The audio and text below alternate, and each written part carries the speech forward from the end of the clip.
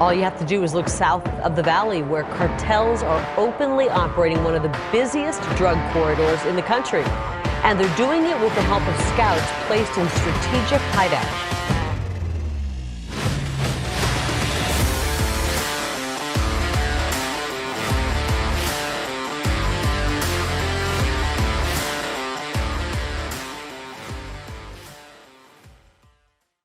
So these are water bottles they carry with them, yeah?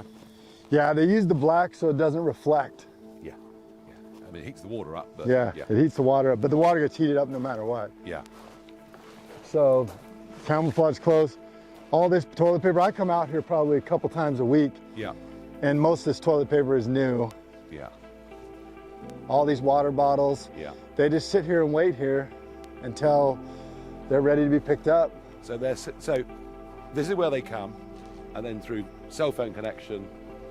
So who comes and picks these guys up? So they have guys in Phoenix that are basically coyotes in a different sense. Yeah. They're load runners. Yeah. So the coyote brings them to here. The coyote says, hey, we're ready for pickup. The vehicle's either waiting or then comes in, typically at night, darked out. Yeah. Oftentimes they come in and they mix in with these guys that work at the calf farm. Yeah. So instead of 10 vehicles leaving, 12 leave. And they mix right in, you don't even know. I'm here in Arizona this morning. Mexico is just over there. It is an extraordinary landscape, but what is going on here is on a scale that is almost unimaginable. Since Biden took the White House, the problem of illegal crossings into America has reached now genuinely an emergency level.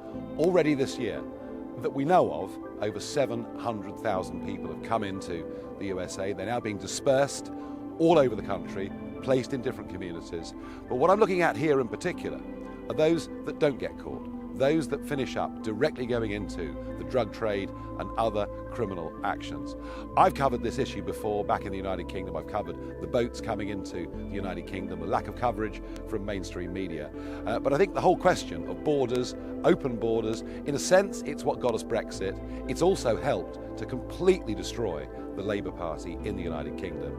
And I have a real feeling here that with the midterm elections coming up in America, this issue of what's going on the border may well be the thing that brings the Republicans back, gives them majorities in both of the houses and perhaps even the presidency in 2024. Those in London and Washington underestimate just how important mass immigration into a country is. I have a feeling here in America, it's about really to bite. Cartel scouts sit on hilltops hidden from view. They're armed with binoculars, cell phones, and encrypted radios. They're the eyes and ears for smugglers on the ground, helping them avoid capture. You can see the smugglers' sleeping bags littering hillsides where they hide as they move to the north. All this just yards from residential areas. They eventually make the drop to waiting cars on the interstates. That's why videos like this come from Pinal County. But where is it all going? They're coming through our backyard, but they're ending up in communities all over the country. Lately what they've been doing is keeping their camouflage clothes and carpet shoes on. So these are the carpet shoes? These are the carpet shoes. So they'll wear this over their boot. Yep. And you can see they'll walk. They don't, it doesn't leave any tracks. It's quiet. Makes no noise. Makes no noise. Tracks. Gives them a little bit of cushion as well because it's a long hike. So I imagine most of these guys aren't wearing the best shoes. So it's that and it's the camouflage. Camouflage backpacks. So these backpacks, make sure there's no snakes in here. We'll see if this one has. Typically they'll have like Vicks Vapor Rub. They'll have toilet paper. Yeah. They'll have penicillin. Yeah. A few other things. So, and these water bottles, they're carrying these with them all the way, are they? Or? They'll carry 2 apiece. They'll carry with them all the way. Yeah. Some of your hardcore drug runners, so now that they're carrying synthetics, it used to be that everybody carried a load. Now what you're seeing is 1 or 2 guys that are seasoned, trustworthy guys will carry the loads of methamphetamines and fentanyl. And a lot of times they'll sip on this little concoction of meth, heroin, and it's a little water concoction. And when we contact them, they run. We chased a guy in the helicopter for 5 miles before we finally let him go, and he was running a full-on sprint through this desert. So those drugs are like giving them... Gives them the energy, yeah. So it's hard though, until once you catch them though, it's really hard to tell the coyotes apart from, they're really good at blending in. Yeah. We used to be able to tell the seasoned packers was they would have calluses on their shoulders and on their lower back because of the marijuana loads. It's not as easy now because they're carrying these little backpacks, and they don't have to worry about everybody carrying a load where they used to. Now they can leave their loads with the trustworthy people.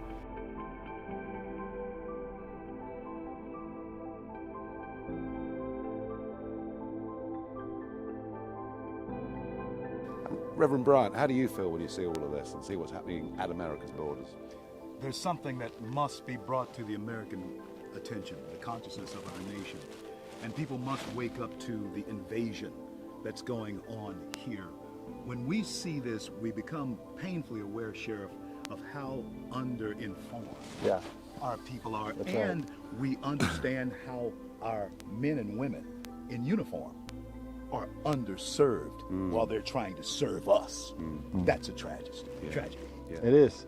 And it has a huge cost on my agency. It's having a huge cost on local law enforcement. We still get some grant funding, and so that helps. But who knows, with this administration, whether those funds are going to... How do you feel, Sheriff Lamb, when you hear the defund the police line? Well, I think it's a ridiculous concept. Even Obama, I read an article the other day where he thought it was ridiculous. Now, we think it's ridiculous for different reasons. Yeah. He looks at it from a political side. He thinks they should have, he wants to achieve the same thing, but he wants to use different vernacular because the average American doesn't buy into it. I believe it's over 80% don't buy the defund the police notion. And where they have tried to defund the police, Minneapolis, LA, Chicago, all these different places, Seattle, they've seen a huge rise in violent crime and in particular homicides. That's what you get. This country was built on the rule of law.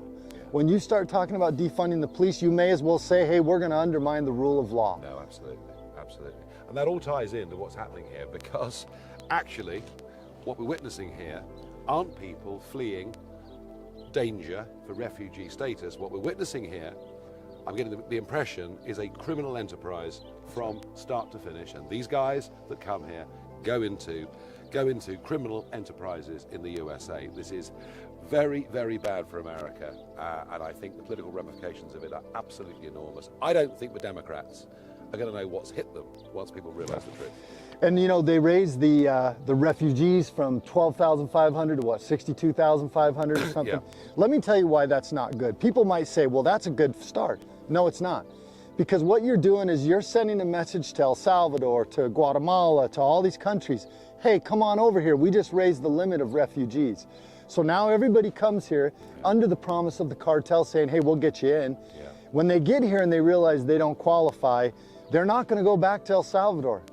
They're going to cross the border illegally. They're going to pay the cartel because they didn't make the trip for nothing. And Nigel, when we think about the American comeback tour that you and I are on with Freedom Works, what is it that we have to lose? The sheriff has outlined it for us. You're outlining it for us. You've seen it in your own country. So Americans, stand up, wake up, push back against the overtaking of our nation. Those who came before us, they didn't pay the price that they did for this, for us to give it away. No. So let's not do it. And the impact on people's lives. My son was a sergeant with the Mesa, Arizona Police Department, and on May 12, 2014, a repeat illegal criminal who had been committing crimes and crossing back and forth over the border, given a slap on the wrist by our judges, left here.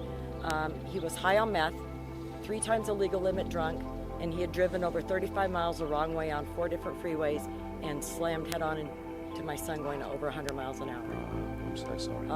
And Nigel, that day changed my life forever, obviously, but it also brought more awareness. I had gone on ride-alongs with my son. I knew the dangers of illegal immigration in our country. I knew what he dealt with as a police officer. But what I really started researching, and this is what I encourage my fellow Americans to do, research. Don't believe what you hear on the news. Because when you do some independent research and you become a warrior in what you're wanting to find out and what you're wanting to do for this country, it's sickening to know what goes on behind the scenes with governments.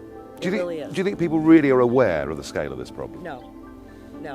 And that's a very sad thing. No. Because there's too many families and too many children and that are going to be affected by illegal crime in our country.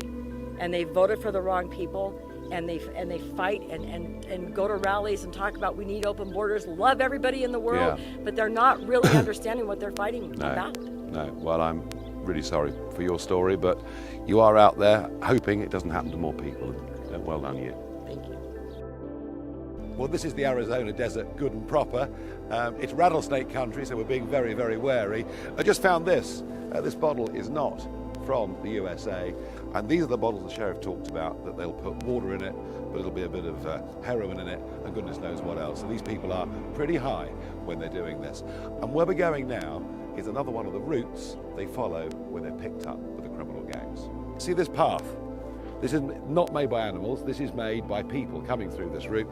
There's a water bottle, as we've seen, still got water in it, and let's see where they go from here. Okay, so we're following the route, and you might be able to hear lorries passing. So this is I-8, Interstate 8, mile marker 157. This a very, very well known place where illegal migrants are picked up. We saw the path. They come through the water bottles, the other bottle with goodness knows what in it. This 157, very well known, in the dead of night, people being picked up here, often 20s, 30s at a time in the back of lorries.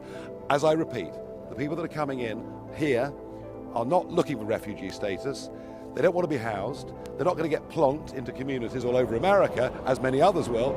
This is a wholly criminal enterprise. They're being picked up here predominantly by the drug gangs. And I have to say, repeat the issue, the scale of what is going on here. 700,000 people so far this year have illegally come into America through the border. Who's to say? It could be 1 million, it could be more. This was the issue that got Brexit. This was the issue that crushed the Labour Party. This is the issue if the Republicans get the right message for how to deal with this crisis and learn something from Tony Abbott in Australia, where you've just simply got to say no. If they get that right, I think the vote in this country could simply collapse in the midterm elections. This is a massive issue, and this is not a crisis now. This is now a real emergency.